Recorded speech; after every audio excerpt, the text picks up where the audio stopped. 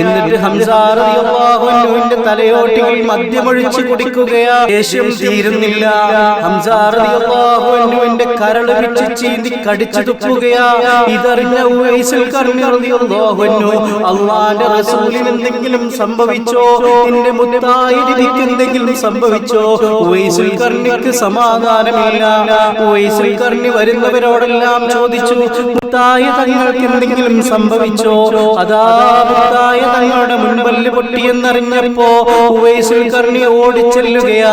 എന്നിട്ടൊരു കല്ലെടുത്തുകൊണ്ട് അതാ മുൻപല്ല് അങ്ങ് പൊട്ടിക്കുകയാ. മുത്തുനബിക്കില്ലാത്ത മുൻപല്ല് ഈ ഉവൈസിന് എന്തിനാണെന്ന് പറഞ്ഞുകൊണ്ട് ഉവൈസുൽ ഖർനി റളിയല്ലാഹു അൻഹു അതാ ഉവൈസുൽ ഖർനി റളിയല്ലാഹു അൻഹുവിന്റെ മുൻപല്ലങ്ങ് പൊട്ടിക്കുകയാ. അത്രമേൽ അല്ലാഹുവിന്റെ റസൂലിനെ ഇഷ്ടപ്പെട്ടു ഉവൈസുൽ ഖർനി. കരനങ്ങാടിയിൽ വരും കരൾ പൊട്ടിയായാൽ ചോദിക്കും, മദീനക്കാരുണ്ടോ, മദീനക്കാരുണ്ടോ?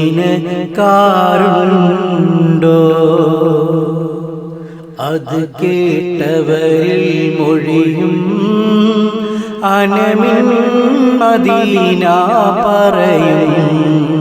അന്നേരം വാരി പുണരും ആ കൺതടം ചുംബിക്കും.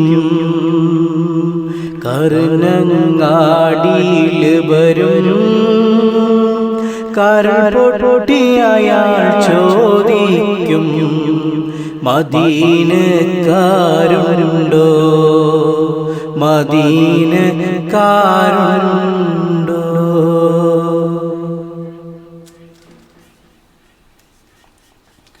മെലിഞ്ഞുള്ളൊരു മേനിയതാ, മുഷിഞ്ഞുള്ളൊരു വേഷം സദാ. മെലിഞ്ഞുള്ളൊരു മേനിയതാ, മുഷിഞ്ഞുള്ളൊരു വേഷം സദാ. മെഹബൂബരെ തേടും വേദാ, തീർക്കുന്ന ഉവൈസിൻ കഥ.